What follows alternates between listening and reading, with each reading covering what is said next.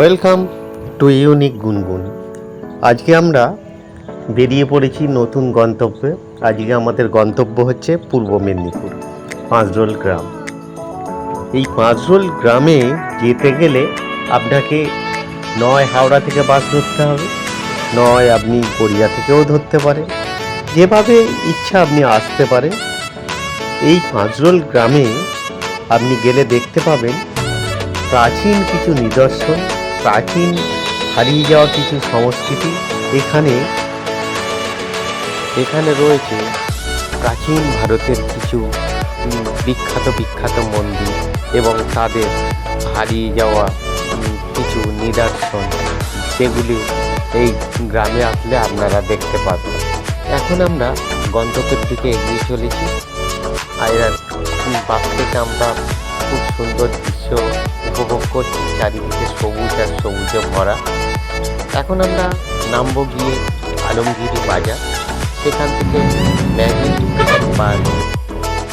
এখন আমরা পৌঁছে গেলাম পাঁচরোল হাই স্কুলের সামনে। এখন আমাদের গন্তব্য পাঁচরোল গ্রামের প্রায় 600 বছরের পুরানো রাধা বিনোদের মন্দির। কথিত আছে এই মাইতি পরিবারের লোকেরা একদা জগন্নাথ দর্শনের জন্য পুরীর মন্দিরে যান। সেখানে গিয়ে তারা পুরীর মন্দিরে প্রবেশ করতে পারেননি, কারণ যেহেতু তারা ব্রাহ্মণ ছিলেন না, তাই তাদের প্রবেশ নিষিদ্ধ করা হয়।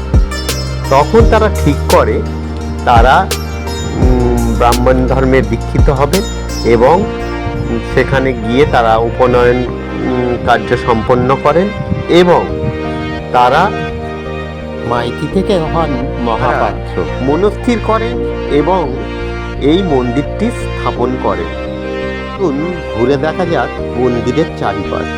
দেখতে পাচ্ছেন এখানে মাঠটি সবুজে ভরা, আর এই পুরানো মন্দিরের নিখুঁত কারিকার্য এবং তার কারুশিল্প মন্দিরকে গড়ে তুলেছে আরও সুন্দর, আরও মনোরম। এখানে আপনি আসলে দেখতে পাবেন সারা এলাকা জুড়ে মন্দিরের ভিত্তি স্থাপন করা হয়েছিল।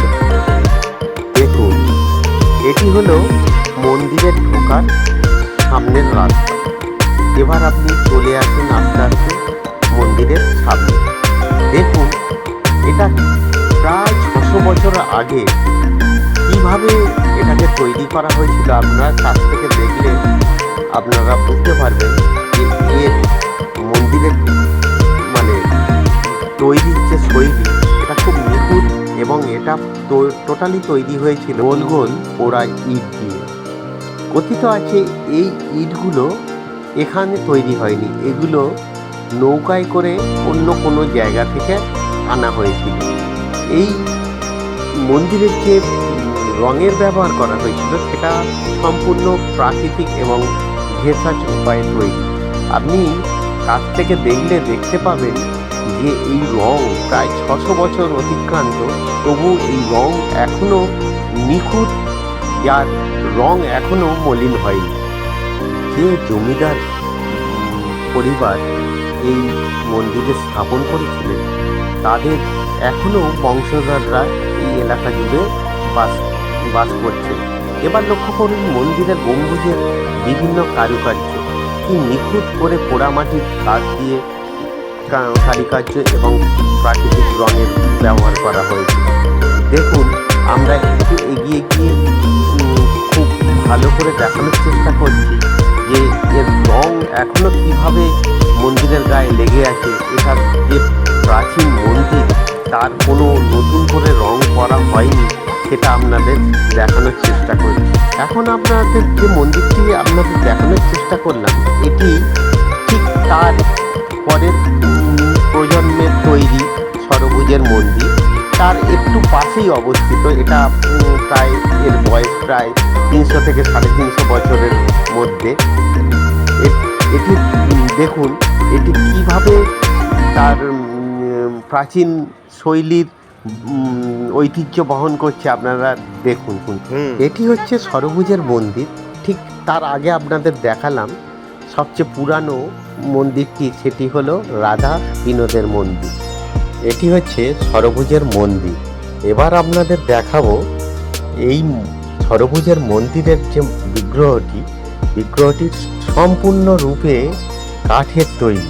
হ্যাঁ, এই মন্দিরের আপনারা ছবিটা দেখছেন, হ্যাঁ, সুন্দর কিভাবে পোড়া লাল ইটের। এইটি হলো ষড়ভুজের মূর্তি। এটি সম্পূর্ণ কাঠের তৈরি।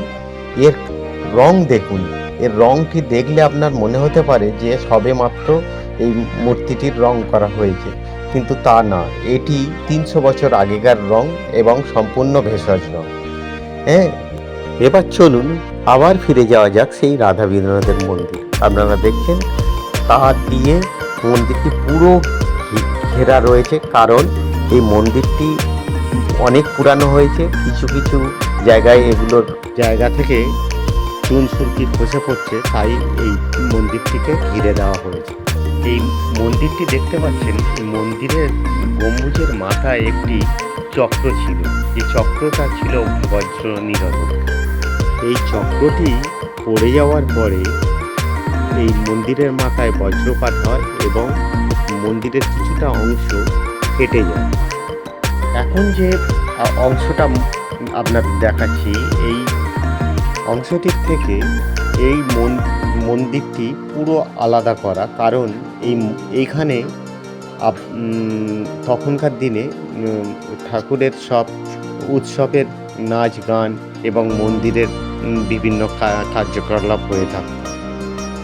এখন আপনাকে দেখাতে চলেছি যে দেখুন, এইটা হচ্ছে মূল মন্দির।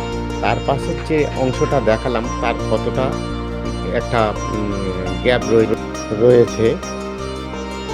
এটি হচ্ছে মন্দিরের তুলসীতলা। আমি এখন আপনাদের এই মন্দিরের অবস্থাটা দেখাচ্ছি, কীরকম ভগ্ন দশায় রয়েছে। দেখুন, এই মন্দিরের চারিপাশে তার দিয়ে ঘেরা এবং এখানে লেখা রয়েছে প্রবেশ নিষেধ। এবং দেখুন কিভাবে এই মন্দিরটি, হ্যাঁ, তার দিয়ে ঘিরে রেখেছে যাতে কোনো বাচ্চা কাচ্চা না এর মধ্যে ঢুকতে পারে। দেখতে পাচ্ছেন, এটা হচ্ছে মন্দিরের চূড়া। এখানে দেখুন গরুদেবের মূর্তি। হ্যাঁ, আপনাদের ঘুরিয়ে দেখালাম, রাধা বিনোদ মন্দিরের দৃশ্য দেখালাম, আপনাদের মন্দির দেখালাম, কিন্তু মূর্তিটা দেখাতে পারলাম না। এই কারণে কয়েক বছর আগে এই মন্দিরের যে বিগ্রহটা ছিল সেটা চুরি হয়ে যায়। তো সেই জন্য আমরা আপনাদের সঙ্গে আবার কোনো একটা ভিডিওতে নিয়ে আরও এখানে যে বিভিন্ন মন্দিরগুলো আছে তা ঘুরিয়ে দেখাবো। এখানে রয়েছে গোকুলানন্দের মন্দির, মোহনপুরের কালী মন্দির, আরও যেমন নবরত্ন মন্দির।